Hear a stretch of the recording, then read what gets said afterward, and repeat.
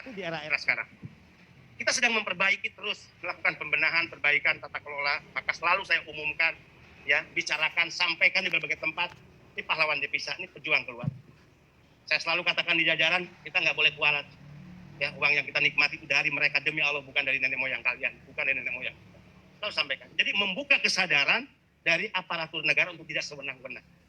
Jadi insya Allah ya, kalau masih ada yang beranggapan kita tidak serius, kita tidak peduli, kita peduli. Ya. Kalau kalian tahu saat saya disumpah, pejabat disumpah, itu kan Al-Quran di atas kepala. Masa kita mau main-main? Ya. Kalau kita mau main-main dengan sumpah Al-Quran di atas kepala, lebih baik jadi orang komunis aja. Orang ateis aja nggak percaya Tuhan kan gitu. Disumpah loh kita ini, nggak main-main, disaksikan oleh malaikat, dicatat setiap ucapan. Insya Allah kita nggak main-main dan kita serius. Ini bentuk pelayanan-pelayanan yang kita terus lakukan perbaikan. Bantu saudara-saudara kita, teman-teman kita yang mungkin belum melaksanakan prelim, yang mungkin harus mengikuti tahapan-tahapan lain dan seterusnya. Saling memberikan support dan semangat ya. Nah, ini yang kita butuhkan. Saya senang bertemu dengan kalian. Insya Allah saya menginginkan pertemuan ini bukan pertemuan terakhir, tapi pertemuan ini akan sama persis saya lihat wajah-wajahnya saat saya melepas kalian dan sudah menggunakan jaket yang malamnya tinggal terbang ke Goa. Masih berapa Pak Dwi datanya? Total yang ikut prelim ini panas ikut prelim se-Indonesia nih 1.200. Oke, yang langsung pemberkasan 1.287. Ingat nggak? Pernah dengar nggak? Saya marah-marah. Ya, saya evaluasi. Saya kan pejabat yang baru pertama ngurus G2G kan. Pertama kan? Karena saya masuk kan tidak ada penempatan. Jadi ini pertama saya ikut. Saya pelajari. Lah, ini kok terlalu panjang birokrasinya. Padahal bisa dipotong kan gitu. Misalnya, apa perubahan sekarang? Agar cepat. Contoh, prelim hari ini 9 sampai 14, 5 kota yang sebelumnya tidak 5 kota, tidak sebanyak ini jumlahnya menjadi banyak. Saya minta langsung dilakukan pemberkasan. Ya, berapa pemberkasan Pak? Total 1.280. Pemberkasan. Ngapain orang datang prelim, pulang kampung, habis biaya, datang lagi pemberkasan? Aneh nggak? Aneh, selain ngerepotin, padahal bisa dilangsungkan pemberkasan kan gitu. Bener kan? Kalau enggak saya balikin lagi nanti tahap apa pemberkasan berikutnya lagi, mau nggak? Enggak, jangan ya. 2. Ini yang dari mana? Jawa Barat mana Jawa Barat? Angkat tangan yang Jawa Barat lah. Cirebon kan Jawa Barat. Ini mana? Dari mana aja? Jawa Tengah, angkat tangan, Jawa Tengah. Tuh. Jawa Tengah. Ya. Ini panas, koreksi ya. Saya tidak mau ke depan orang Jawa Tengah harus menghabiskan uang datang ikut prelim, ikut pemberkasan di Jawa Barat. Kasihan dong. Ya. Saya ingin yang Jawa Tengah prelim pemberkasan lakukan di Jawa Tengah. Jawa Timur lakukan prelim pemberkasan di Jawa Timur. Orang Sulawesi lakukan pemberkasan prelim di Sulawesi. Jangan korbankan mereka hanya untuk mengikuti prelim pemberkasan dengan menghabiskan biaya yang besar.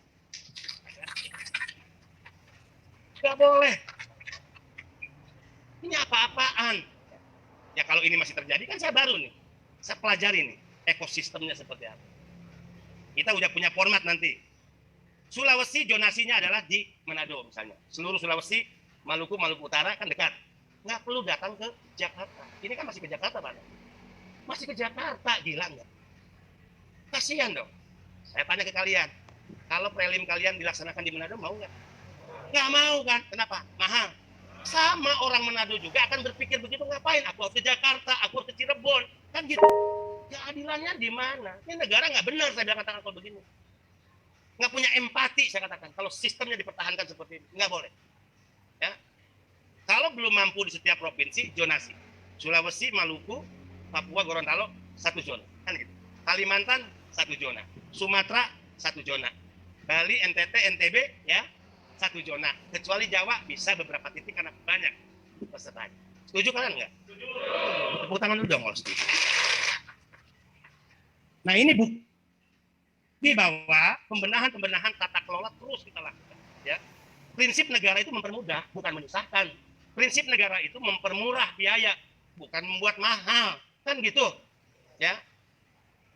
Prinsip negara meringankan urusan, bukan membuat ribet masalah. Salah, gagal negara kalau begitu. Kalau sebaliknya, membuat ribet, membuat panjang urusan birokrasi, itu gagal negara. Ngapain bernegara? Bubarin aja negara. Kalau prinsip bernegara tadi, membuat susah, membuat mahal biaya, mempersulit urusan, bubarin aja negara. Dan negara pada prinsipnya adalah bisa tentang efisiensi dan efektivitas. Di luar kejahatan-kejahatan yang nggak boleh terjadi lagi. Kalau zaman jahiliyah, kalian udah dengar kan? Yang tes si A, yang dikirim ke Korea, bisa jadi si B. Itu kejahatan bukan? Saya juga udah tahu itu dulu zaman jahiliyah. Satu kursinya bisa berharga 50 juta, 60 juta. Kan yang ngomong saya mantan kepala badan itu teman saya. Nggak boleh. Kalau ada yang seperti itu, kalian merasa ada yang ganjil, ya ada yang curang, lapor saya. Saya nggak sulit dihubungi. Ya. Kalau lihat Facebook, Pak, tolong dong messengernya dibaca, gitu aja. Messenger, Pak, minta nomor handphone dong, kita kirim bukti-bukti dan sebagainya, bisa. Saya pasti respon. Negara tidak boleh berkompromi dengan kejahatan agar negara tidak dituduh menjadi bagian dari kejahatan. Ya. Saya ingin cepat semua. Saya ingin birokrasi yang panjang diperpendek. Kalian udah dengar saya mengganti 3 pejabat yang menangani Cikunci. Udah dengar belum? Udah saya ganti 3 orang. Hari ini terjadi pergantian 5 orang. Saya ganti. Ya. Ada putih yang nangani apa yang diganti hari ini? Sending itu ganti. Saya nggak mau lambat. Saya nggak mau ada yang aneh-aneh. Berarti ya dalam 3 bulan ini, 2 bulan ya Pak Gatot, 8 orang saya ganti. 8 orang yang mengurus masalah itu. Kan ada yang nanya, Pak, tidak hanya himbauan tapi ketegasan. Itu ketegasan. 3 pejabat susul hari ini 5. 8. Nggak gampang. Itu ketegasan. Ya. Nah, mudah-mudahan prelim ini bisa diikuti dengan baik. Ini modal kita, ya. Karena pertama mentalitas kalian harus terbangun. Ya, keyakinan pada diri kalian harus kuat bahwa kita bukan pengemis pekerjaan, loh. Ya, sehingga kalian percaya diri. Harus sejajar dengan Korea. Aku butuh bekerja di Korea, iya, tapi kalian juga butuh pekerja kami, kan gitu, sejajar, ya. Tapi agar kalian lebih memiliki harga diri, diikuti, karena kalian mewakili Indonesia, bukan kaleng-kaleng, maka PAP seperti ini menjadi penting agar kalian mendapatkan tujuan yang cukup, selain keterampilan, kemampuan berbahasa, kan gitu ya. Nah ini suratnya, logo nih, ya, ada logo merah putih. Garuda Pancasila, saya bacakan bahasa Indonesianya ya, karena saya nggak mengerti bahasa Koreanya. Ini bahasa Koreanya kalian lah. Ya. Atas nama pemerintah Indonesia, saya Kepala BP2 ini menitipkan salah satu warga negara kami yang baik untuk bekerja pada Anda. Mohon dilindungi dan dipenuhi haknya sesuai perjanjian kerja dan peraturan perundang-undangan. Ini tanda tangan saya, cap Garuda negara. Kalian bawa ini, kalian serahkan kepada majikan. Di belakangnya, tuh, di belakangnya ada peta Indonesia, bertuliskan Indonesia Top 10 Wonderful Destination. 10 destinasi ya, wisata Indonesia. Ada Mandalika, ada Raja Ampat, ada Morotai Island, Wakatobi Island, Labuan Bajo, Bali, Borobudur Temple, Tanjung Kelayang, Torak Tobalek, Bromo. Artinya apa? Kalau majikan kalian nih baca-baca ini, nanya nih, Mandalika itu apa? Jelaskan dong, Mandalika itu yang Marquez kemarin kecelakaan. Ya nggak apa-apa, aku kan Rosi. Yun lah, masa ngedoain orang celaka ya. Tapi jujur saya Rosi. Kalau udah pensiun, Rosi juga, sama kita. Ya kan, Mandalika dijelaskan keindahan. Ya bentar saja, jelaskan tentang keindahan. Saya membayangkan kalau setiap tahun kembali normal 277.000 ya, 5% aja, coba 5% berapa Pak? Nah, kelihatan berapa? Hah? 14 ribuan. Bayangin, atas jasa kalian saja, kalau dari 277.000 yang setiap tahun membawa ini, 5% saja tertarik karena penjelasan dan promosi wisata yang kalian lakukan, dan majikan kalian itu datang ke Indonesia. 14.000, 5% dari 277.000. Berarti kalian tidak hanya penyumbang devisa, tapi kalian memberi kontribusi ekonomi pada sektor pariwisata Indonesia. Itulah saya dengan Menteri Pariwisata menyatakan pemberian gelar baru kepada kalian. Jadi gelar baru pada kalian adalah Duta Pariwisata Indonesia. Bangga dong. Aku gelarnya cuma satu, Kepala BP2MB. Tadi kalian pejuang keluarga, pahlawan devisa, ya, kemudian Duta Pariwisata Indonesia. Luar biasa tuh. Tapi jangan karena banyak gelar itu lupa pacar di kampung, ya. Hingga iseng-iseng nyari di sana kan gitu ya. Komitmen. Wah, ini menarik juga nih. Habis ini kita ngobrol ya. Komitmen. Sip. Oke ya. Jadi ini adalah era baru. Kita harus beralih dari era zaman jahiliyah. Harus ada perubahan mindset. Tidak hanya pada kalian, di mana kalian sekarang harus percaya diri bahwa kita ini adalah orang penting di negara ini. Bahwa kita datang ke Korea bukan menjadi pengemis pekerjaan, tapi memang karena kita dibutuhkan atas keahlian kita, keterampilan yang kita miliki. Dan jujur, setiap duta besar yang saya temui, saya tanya, kenapa sih ya mereka para user, pengguna itu lebih senang menggunakan orang Indonesia dibandingkan Nepal? Jauh. India lah, apalagi Laos, Kamboja, jauh. Kita hanya kalah dari Filipina, dan itu pun hanya kemampuan berbahasa Inggris.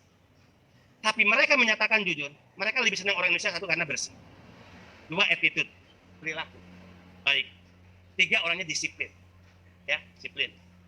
Kemudian saking disiplinnya, ada guyon nih, ada orang kerja di rumah, ya bersihin rumah dan sebagainya. Padahal jamnya udah harus berhenti, Bang. Karena orang Indonesia kan baik, nggak apa-apa, gitu kan, sama tuannya, nggak apa-apa Bu, nih tanggung, selesaikan aja. Padahal jamnya udah selesai. Sampai berdebat sama majikannya, padahal majikannya takut kalau lebih jam dia dituntut kan gitu. Tapi dia juga nggak tahu bahwa orang Indonesia punya kebiasaan seperti itu, kalau ada pekerjaan tersisa tanggung bagi dirinya untuk tetap harus selesai. Orang lain kan enggak, jam sekian selesai ya udah sisanya kerjakan besok. Itu hebatnya orang Indonesia, selain bersih. Ya, nah kita kalah sama Filipina, walaupun Filipina juga perilakunya masih dinilai buruk karena kalau diperintah masih suka berdebat dengan majikannya. Nah, itu nggak dimiliki oleh kita.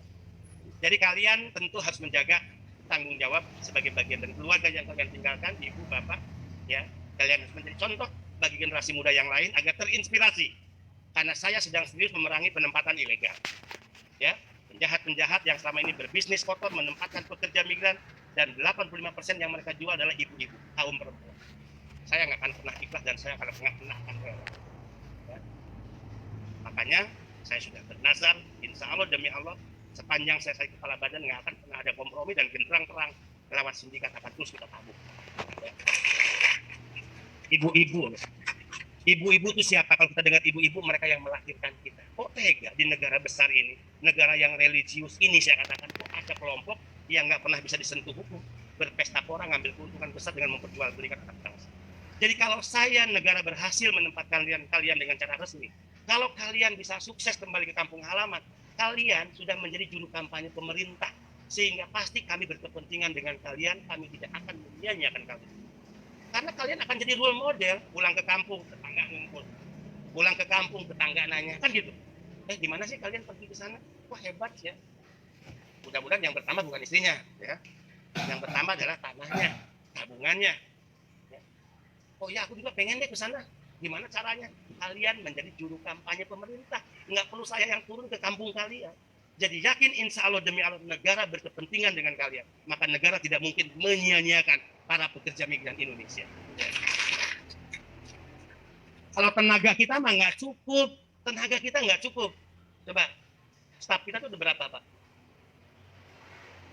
Hanya 900 staf kita mah. Mau cukup apa? 23 provinsi, nggak nyampe di 34 provinsi. Di setiap provinsi paling banyak 30 orang. 30 orang. Terus mau sosialisasi ke kabupaten gimana? Mau ke kecamatan gimana? Mau ke desa-desa gimana? Nggak mampu kalian. Garda-garda terdepan yang diharapkan menjadi juru kampanye negara. Insya Allah ya, kalian berangkat, sukses. Ya, kemudian kalian menjadi sumber inspirasi dan juga menjadi sumber motivasi bagi kawan-kawan kalian. Pasal 27 Undang-Undang Dasar 45 menyatakan tegas bahwa setiap warga negara berhak mendapatkan pekerjaan yang layak. Tugas negara memfasilitasi. Penempatan ilegal kita perangi dengan Satgas, kita tangkepin, kita gerebek. Saya pimpin langsung penggerebekan. Dulu kalau orang ingin bekerja ke luar negeri, nah uangnya dari mana? Kalau ke Korea butuh berapa, Pak? Kalau ke Korea itu dia harus keluar modal berapa? Minimal 20 juta.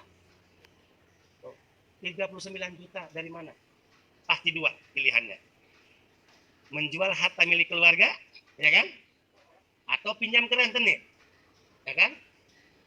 Saya berpikir kok negara tega, saya kata, membiarkan anak-anak bangsa yang punya mimpi udah nggak mampu menyiapkan lapangan kerja di tanah air, dia ingin keluar negeri, terus negara diam, nggak fair dong. Terus ketika mereka bekerja, keuntungannya diterima juga negara, kan gitu. Nah, saya di era saya ajak semua, saya ajak mitra kerja, yuk, jangan lagi anak-anak bangsa yang ingin bekerja ke luar negeri menjual harta milik keluarga untuk modal bekerja dan tidak boleh lagi pinjam rentenir. Kita keluarkan skema KTI, KTA BNI. Jadi sekarang nggak boleh berpikir uang dari mana, negara menyiapkan pinjaman uang dengan bunga yang sangat murah. Ya. Mana data yang KTA berapa, Pak? Data KTA yang tadi sudah 8 miliar berapa tadi ya? Nah, teman-teman yang sudah berangkat nih sejak Desember sudah 8 miliar digunakan oleh teman-teman kita, Pak. Ya. Kalian jangan berpikir uangnya dari mana nanti, ada KTA BNI. Ada KUR PMI yang kita baru launching. KUR PMI itu plafonnya 100 juta, Bapak. Kalau kalian mau ngambil 100 silahkan, kemampuan kalian. Kalau kalian cukup aja gua mengambil 50, ya udah nggak apa-apa. Atau ngambil 10 juta, karena ada yang bantu nih keluarga, boleh, nggak ada masalah. Prinsip negara ketika rakyat butuh, negara menyiapkan. Jangan karena rakyat butuh, untuk mimpi bekerja akhirnya dia pinjam ke rentenir atau menjual harta milik keluarga. Itu nggak boleh, itu negara gagal menurut saya. Kita siapkan skema itu. Saat skema KTA dan KUR PMI saya launching, kan mulut saya ini agak ember. Wawancara di PRI, Metro TV. Saya katakan, dengan ini kita launching KUR PMI. Say goodbye para rentenir. Pesta pora kalian sudah berakhir. Itu dong. Masa kita nggak boleh ngeledek mereka meledek kita, meledek negara selama ini?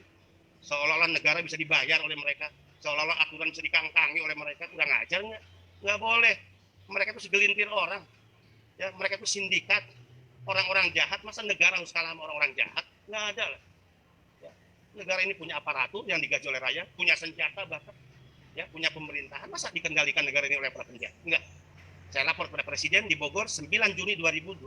Saya ingat persis. Pak Presiden, ini peta masalah penempatan, ini sindikat-sindikat yang terlibat siapa saja. Saya katakan, izin Pak Presiden, saya ingin membentuk Satgas Pemberantasan Sindikat Penempatan Ilegal. Apa jawaban beliau? Oke, saya setuju, Mas. Sikat sampai tuntas. Keren nggak Presiden kita? Sikat, Mas, sampai tuntas. Presiden juga senang yang gitu-gitu. Tapi kalau menteri-menteri yang diam-diam aja, manis-manis, alay-alay, ya nggak suka. Ya, nggak suka Presiden. Yang tegas, yang mau membongkar kasus korupsi, yang mau menyeret, ya, memenjarakan para penjahat, itu yang dia suka. Jangan lihat badan presiden, tapi lihat nyalinya, kan gitu ya. Bangga nggak sama Pak Jokowi? Bangga nggak sama Presiden Jokowi? Tepuk tangan dulu dong untuk presiden kita. Ya. Oke, teman-teman sekalian, ya, saya harus kembali ke Jakarta. Salam sehat, dan insya Allah prelim bisa diikuti dengan baik. Insya Allah sampai selesai prelim kalian juga sehat walafiat, ya. Tidak ada masalah. Pemberkasan akan dilakukan hari keberapa, Pak? 14 langsung pemberkasan kan? Ya, nggak perlu lagi bolak-balik, ya. Ya, teknis. Nanti ada teknisnya, ya. Lakukan pemberkasan. Oh, belum pemberkasan?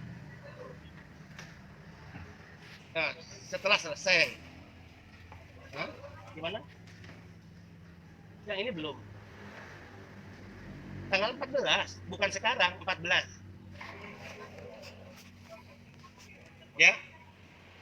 Oh, pengumuman resminya. Pengumuman resminya kapan, Bapak? Saya pulang sudah ada pengumuman, ya.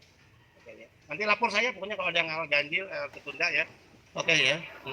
Oke. Ya. Mudah-mudahan tahapannya terus diikuti, ya. Ya. Dan ikut membantu lah di media sosial jika ada pertanyaan ini, pertanyaan itu, dan seterusnya. Salam sehat, ya, untuk kalian dan juga keluarga. Insya Allah kita ini adalah keluarga besar, saling mendoakan, saling mendukung.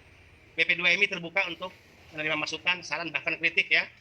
Sekarang udah era keterbukaan. Coba lihat, kalau kalian ikuti Facebook apa. Ini di live loh. Ini live. Orang bisa nonton tahu persis keadaan kalian, apa yang terjadi. Nggak boleh. Saya perintahkan pada teman-teman. Kalau kita tidak berniat jahat, kalau kita tidak sedang melakukan kejahatan, kalau kita tidak berpikir untuk kejahatan, kenapa kita harus tertutup untuk melaksanakan kegiatan? Itu kan logikanya sederhana. Seolah-olah diempit-empit, seolah-olah ini nggak perlu tahu, seolah-olah publik jangan tahu masalah itu. Nggak boleh publish. Sampai rapim pun, rapat pimpinan saya di kantor, saya pernah live udah diikuti. Hanya untuk bagaimana pimpinan, direktur, deputi membahas program. Live sekarang. Ya, nggak ada yang tutup-tutupi lagi ya. Nggak boleh, ini ada keterbukaan dan kita keluar dari zaman-zaman jahiliyah seperti dulu. Sukses selalu untuk kita semua ya. Mudah-mudahan kita bisa bertemu lagi dalam waktu lain dan kesempatan. Sekali lagi dalam rangka dan masih dalam suasana Idul Fitri, secara pribadi dan sejajaran saya menyampaikan mohon maaf lahir dan batin. Terima kasih. Waluhul muwaffiq ila aqwamit thoriq. Wassalamualaikum warahmatullahi wabarakatuh. Ya, kita berdiri yuk. Nah, kita berdiri, kita nyanyi lagi. Yuk. Nah, nyanyi yang tadi tuh. Ya. Nanti habis nyanyi foto ya. Apa digeser? Mana lurahnya? Lurahnya mana? Ada lurah atau apa ya? Kepala suku lah. Kepala suku yang 2 orang tadi mana? Oke. Yuk, 1, 2, yang lagi tadi. Terima kasih. Ya. Terima kasih Pak Jokowi. Terima kasih Pak Jokowi. Terima kasih Pak Jokowi, Presiden kami. Terima kasih Pak Jokowi, Presiden kami. Siapa yang Korea? Kami tetap Indonesia.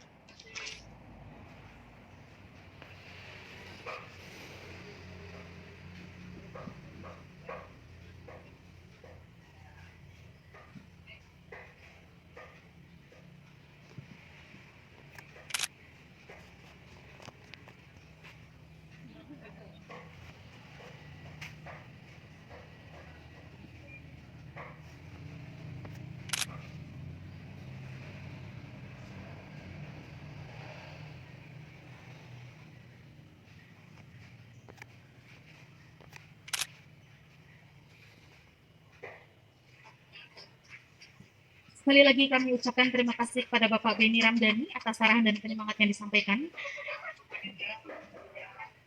Demikianlah rangkaian pembukaan Preliminary Education G2G Korea Selatan.